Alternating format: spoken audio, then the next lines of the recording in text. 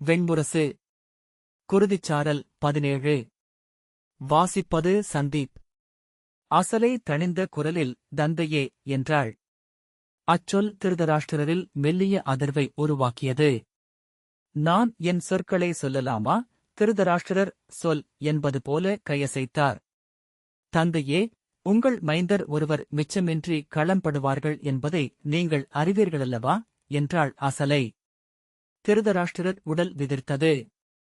அக்காட்சிகளை கனவில் காண்கிறீர்கள் அல்லவா? அவர் கழுத்து தசைகள் இழுபட்டு ஆதர நெஞ்சு மூச்சில் அசைய அமர்ந்திருந்தார். உங்களால் முடிந்திருந்தும் போரைத் தடுக்கவில்லை என்றால் அவர்களின் குருதி உங்கள் கைகளால் என பொருள் கொள்ளப்படும் அல்லவா? என்றாள் அசலை. ஆம், அவர்கள் அனைவரையும் கொல்பவன் நான். என்மேல் முன்னரே அப்பழி சூழ்ந்துவிட்டது. இனி அதிலிருந்து நான் தப்ப முடியாது என்றார் திருதராஷ்டிரர். நான் செய்திருக்க வேண்டியது ஒன்றே.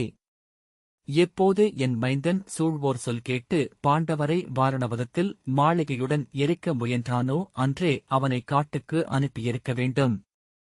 மண்ணை யுதிஷ்டிரனுக்கு அளித்திருக்க வேண்டும்.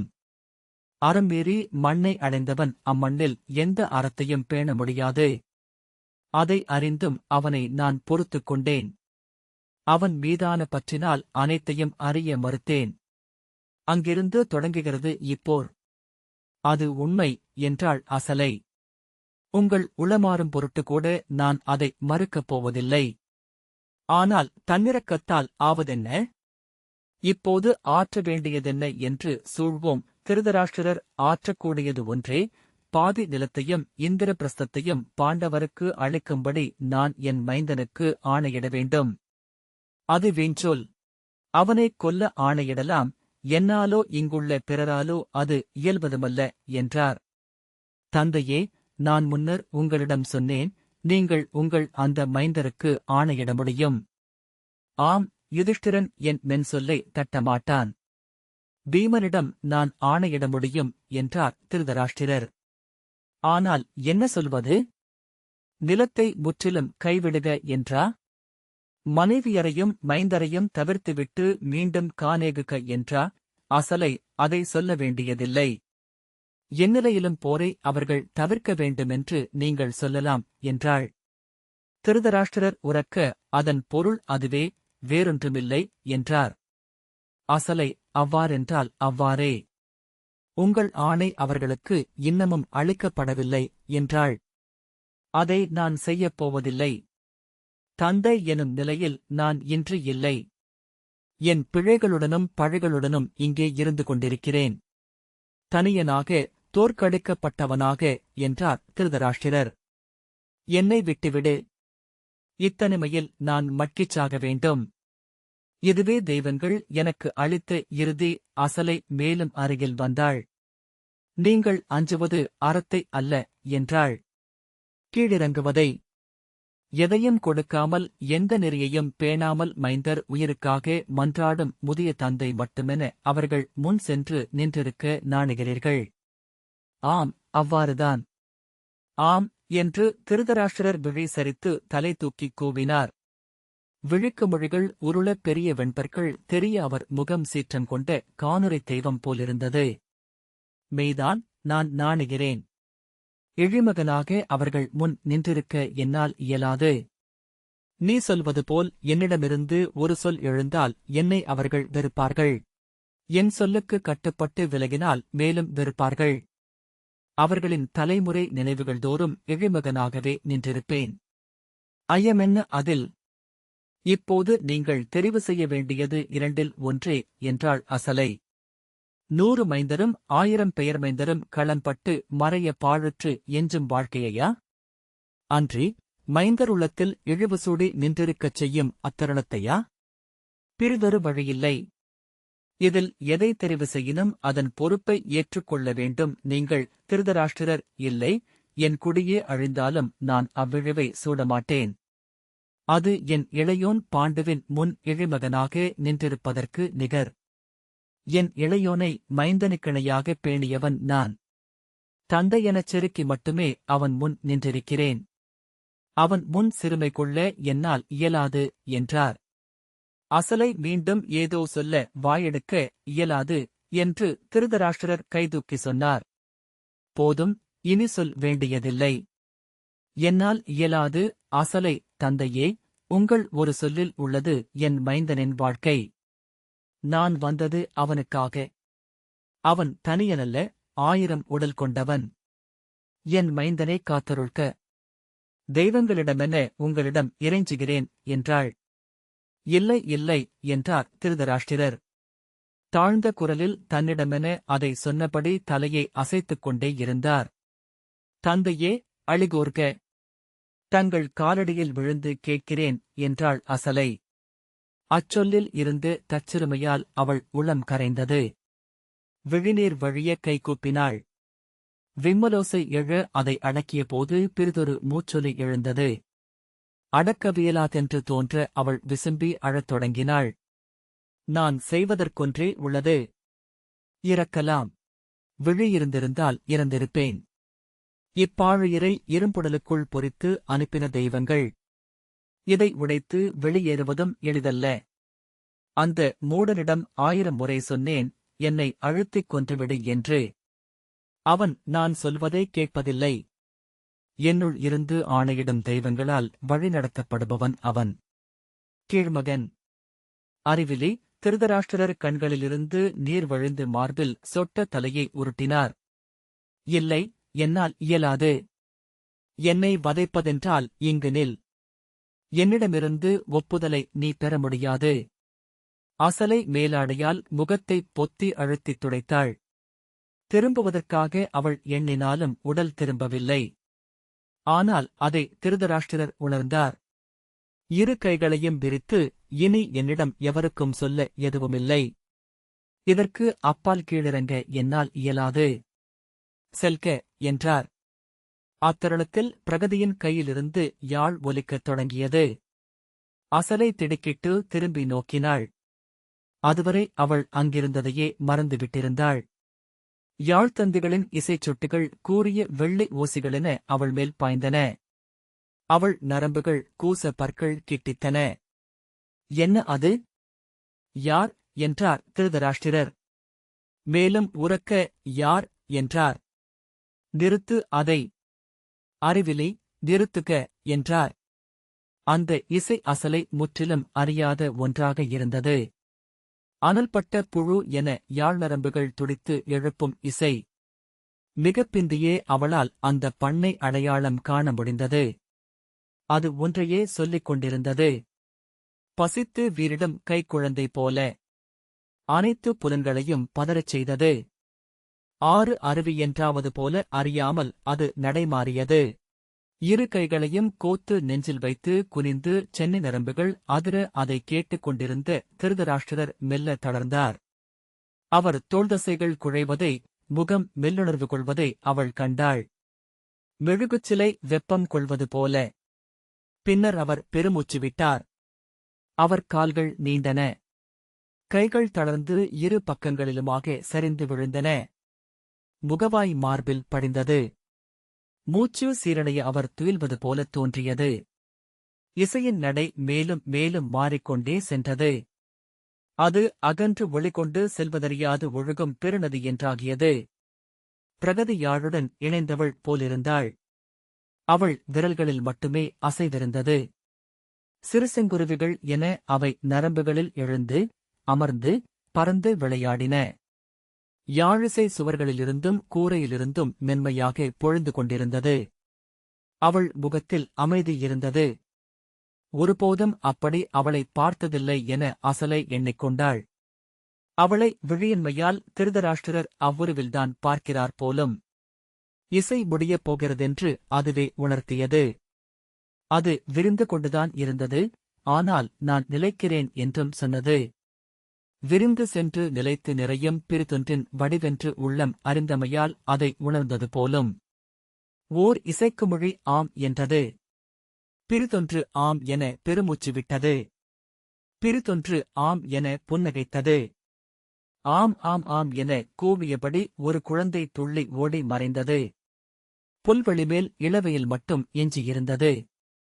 கால்களில் உடலின் எடையை உணர்ந்து அசலை எடை ஒசிந்தாள். திருதராஷ்டிரரும் பிரகதியும் ஒரே ஒழுக்கத்தின் இரு முனைகளில் பிணைக்கப்பட்டிருந்தனர். அவள் திரும்பி நோக்கியபோது அப்பால் சங்குலனும் அதற்குள் இருப்பதைக் கண்டாள். யுயுத்சு அறைக்கு வெளியே சென்றுவிட்டிருந்தான். பிறிதொருவரும் அறைக்குள் இல்லை என்னும் தன்னுணர்வை அடைந்தபோதே சஞ்சயனை உணர்ந்து அகம் திடுக்கிட்டது. திரும்பி அவனை பார்த்தாள்.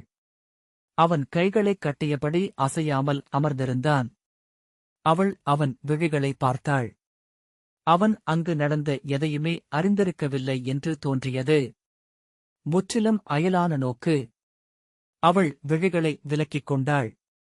விழிமணி விலகுவதை கூட உடலில் ஓர் அசைவென வெளிப்பட முடியுமென்று திருதராஷ்டிரர் விழித்துக் கொண்டபின் உணர்ந்தாள். கைகளைத் தூக்கி வானை நோக்கி ஏதோ சொல்ல விழைப்பவர் போல சில கணங்கள் இருந்தபின் பெருமூச்சுடன், நான் ஒப்புகிறேன். நான் சொல்ல வேண்டியதென்ன என்று சொல்லுங்கள் என்றார். அசலை, சஞ்சயன் செல்லட்டும் என்றாள். ஆம், அவன் என் விழியும் நாவும் என்றார் திருதராஷ்டிரர். நான் சொல்ல வேண்டியதென்ன என்பதையும் அவனிடம் நீயே சொல்க. எதுவானாலும் அவன் சொல்வான். அசலை, அதை நீங்களே சொல்லலாம் அரசே என்றாள். இல்லை, என்னிடம் ஒரு சொல்லும் எஞ்சவில்லை என்றார் திருதராஷ்டிரர். உங்களுக்குள் இருந்து சொல் எழும். அதை அவர் சென்று சொல்கையிலேயே மெய்யான ஆற்றல் இருக்கும் அதற்கு. அவருடன் தனித்திருங்கள் என்றபின் அசலை திருதராஷ்டிரின் கால் தொட்டு சென்னி வைத்து, வாழ்த்துக்க தந்தையே என்றாள். நலம் சூழ்க என்றார் திருதராஷ்டிரர். அவள் திரும்பி பிரகதியை நோக்கினாள். அவள் துயில் கொண்ட முகத்துடன் அமர்ந்திருந்தாள். முதல் சுதியின் பெருநரம்பில் விரல் தயங்கி தயங்கி ஊர்ந்து கொண்டிருந்தது. இன்னுமொரு கூற்று அவளுக்குள் எஞ்சியிருப்பதைப் போல. அசலை, அன்னையே என்றாள். திடுக்கிட்டு விழித்து எழுந்து கொண்ட பிரகதி, ஆம் என்றாள். செல்வோம் என்றாள் அசலை. பிரகதி எழுந்து ஆடை சீரமைத்து அவளுடன் நடந்தாள். அக்கணம் வேறெங்கிருந்தோ வந்து சேர்ந்து கொண்டவள் போல. அறைக்கு வெளியே சென்றதும் யுயுத்சு வந்து இணைந்து கொண்டான். அவர் ஒப்புக்கொண்டார். சஞ்சயனை அனுப்பும்படி சொன்னேன். அவரிடம் சொல்ல வேண்டிய சொற்களை அவருள் இருந்து கண்டடையும்படி கோரினேன். அவர்கள் தனிமையிலிருக்கட்டும் என்றாள் அசலை. ஆம், அவர் உடைவதற்கு சற்று பொழுது தேவை என்றான் யுயுத்சு. அசலை, ஆனால் இக்காவலன் அங்கிருப்பது என்றாள். சங்குலன் அவர் தனிமையின் ஒரு பகுதி என்றான் யுயுத்சு. பிரகதியிடம், வருக அன்னையே என்றான். பிரகதி அவனுடன் நடந்தாள். அசலை அவள் காலடிகளை நோக்கியபடியே நடந்தாள். தன் மாளிகைக்குச் செல்ல விடை பெறும்போது அவள் பிரகதியின் கால்களை தொட்டு வணங்கி விடை கொள்கிறேன் அன்னையே என்றாள். அவள் தலையைத் தொட்டு நல்லவை நிறைக என்றாள் பிரகதி. தன் அறை நோக்கிச் செல்கையில், ஆம், அவர்களுக்குள் சொற்கள் எஞ்சியிருக்கின்றன என்று அசலை சொல்லிக் கொண்டாள். முழுதொழுவது எளிதா என்ன என்னும் எண்ணத்தை பின்னர் அடைந்தாள். பானுமதியின் அறையில் அசலை சொல்லாடிக் கொண்டிருக்கையில் சஞ்சயன் அவர்களை சந்திக்க வருவதாக செய்தி வந்தது. சேடியிடம், அவரை சோலை மண்டபத்திற்கு வரச் சொல்க என்றாள் பானுமதி. சேடி சென்றபின் அசலையிடம், அவர் சொன்ன தூதுச் செய்தியை நாம் அறிய வேண்டுமா என்ன? அது தந்தைக்கும் மைந்தருக்கும் இடையேயான சொல் அல்லவா என்றாள். அசலை, நாம் அறிய வேண்டாம் என்றால் சஞ்சயன் நம்மிடம் அதை சொல்லப் போவதில்லை என்றாள். ஆடை மாற்றிவிட்டு சோலைக்குச் சென்று கொடிமண்டபத்தில் அமர்வது வரை அவர்கள் அதைப் பற்றி பேசிக் கொள்ளவில்லை. சிறிய சொற்களில் ஆடைகள் குறித்தும் சேடியர் பற்றியும் உரையாடினர். அமர்ந்தபின் அசலை, நாம் இதை பேரரசிக்கு தெரிவிக்க வேண்டியதில்லையா என்றாள். பேரரசிக்கு சொல்வோம். சொல்ல பேரரசர் விழைகிறாரா என்று அறிந்த பின் என்றாள் பானுமதி. அதெப்படி பேரரசி அறியாமல் என்றாள் அசலை. சில தருணங்களில் அப்படித்தான் என்றாள் பானுமதி. சஞ்சயன் வருவதை சேடி அறிவித்தாள். அவன் சொல்லல்வலன். ஆனால் சொல்லெடுக்காமல் அமர்ந்திருக்கவும் கற்றவன். ஏதோ ஓர் உளத்தொடர்பால் இவனை எண்ணுகையிலேயே எனக்கு இளைய யாதவர் நினைவுக்கு வருகிறார் என்றாள் பானுமதி. ஆம், எனக்கும் அவ்வுள்ளுணர்வு உண்டு. நான் அதை எண்ணி வியந்ததும் உண்டு என்றாள் அசலை. இருவரும் அவ்வெண்ணத்தின் விந்தையை உணர்ந்தவர்களாக சொல்லின்றி அமர்ந்திருந்தனர். காற்றில் இறகு என மெல்லிய நடையுடன் சஞ்சயன் அவர்களை நோக்கி வந்தான். அருகணைந்து அரசியரை வணங்குகிறேன் என்றான். அவன் முகமுனுரைகளையும் முறைச்சொற்களையும் சொல்வதில்லை என்பதை அசலை நினைவுகூர்ந்தாள். சொல்வானென்றால் அது உட்கரந்த இளைவரலுடன்தான். அவர்கள் மறுவாழ்த்து உரைத்து அமரும்படி செய்தனர். சஞ்சயன் அவர்கள் பேசுவதற்காக காத்து அமர்ந்திருந்தான். மிகச்சில கணங்களிலேயே அங்கே அவன் இல்லை என்றே அவர்கள் உணரும்படி செய்ய அவனால் இயன்றது. அசலை என்ன சொன்னார் தந்தை என்றாள். அவருடைய செய்தியுடன் நான் இன்றே கிளம்ப வேண்டும் என்றார். நீங்களிருவரும் அதை அறியலாம் என்றும் செல்லும்போது விதுரரிடம் மட்டும் ஆணை பெற்றுக் கொள்ளும்படியும் கூறினார். நீங்கள் கூறியது போலவே அவர் தன் குலமைந்தருக்கு எந்நிலையிலும் போரை தவிர்க்க வேண்டுமென்று ஆணையிட்டிருக்கிறார் என்றான். ஆணையிட்டாரா என்றாள் பானுமதி. ஆம், அதை ஆணை என்று கொள்ள முடியாது என்றான் சஞ்சயன். என்ன நிகழ்ந்தது என்றாள் அசலை. நீங்கள் சென்றபின் எழுந்து தனியறைக்கு சென்றுவிட்டார். அவருடன் அணுக்கனும் சென்றான். அவர் துயின்றபின் அவன் மட்டும் வெளியே வந்தான். என்ன செய்கிறார் என்று கேட்டபோது உடல் பிடித்து விட்டேன், துயில்கிறார் என்றான். நான் வெளியே காத்திருந்தேன். விழித்துக் கொள்ளும் பொழுதை அணுக்கன் சங்குலன் அறிவான். அவன் உள்ளே சென்று சற்று கழித்து என்னை அழைக்கிறார் என்றான். நான் உள்ளே செல்லும்போது அவர் மஞ்சத்தில் அமர்ந்திருந்தார். அருகமர்ந்ததும் என்னை நோக்கி முனகிவிட்டு மீண்டும் சொல்லின்மையிலாழ்ந்தார். நான் அவரையே நோக்கிக் கொண்டிருந்தேன். அவருடைய உணர்வுகளை என்னால் கணிக்க முடியவில்லை. ஒப்புக்கொள்ள இயலாது என்று கூறி எழுந்து செல்ல ஆணையிட்டிருந்தாலும் வியந்திருக்க மாட்டேன். பின்னர் மெல்லிய குரலில் என்னிடம் நான் அனுப்பும் செய்தியால் என்ன நிகழும் என்றார். நன்று நிகழலாம் என்று பொதுவாக சொன்னேன். எனக்கு இழிவு சூழுமா என்றார். இல்லை, மெய்யான உணர்வுகளை எப்போதுமே மானுடம் மதிக்கிறது என்றேன். முனகிவிட்டு மீண்டும் தலை குனிந்து அமர்ந்திருந்தார். நான் கோர வேண்டியதென்ன என்றார். போர் நிகழலாகாதென்று. எந்நிலையிலும் பாண்டவர்கள் படைக்கலம் எடுக்கலாகாது. அனைத்தையும் இழக்க நேரிட்டாலும் கூட என்றேன். ஆம், என்ன சொன்னாலும் மெய்யான பொருள் அதுவே என்றார். அதை நான் கோரினேன் என்று அவர்களிடம் சொல் என்றார். ஆணை என்றேன். அவர் மேலும் சொல்வார் என அறிந்திருந்தேன். அதற்காக காத்திருந்தேன். அவர் தலை தூக்கி போர் நிகழுமென்றால் நாம் வெல்வோமா என்றார். பிறிதொருவர் அவரில் இருந்து எழுவதைக் கண்டேன். புல்லிதழும் அசையாமல் புதருக்குள் இருந்து எழும் வேங்கை என. மாட்டோம் என்றேன். ஆம் என்ற அவன் அங்கிருப்பது வரை எவரும் வெல்ல முடியாது.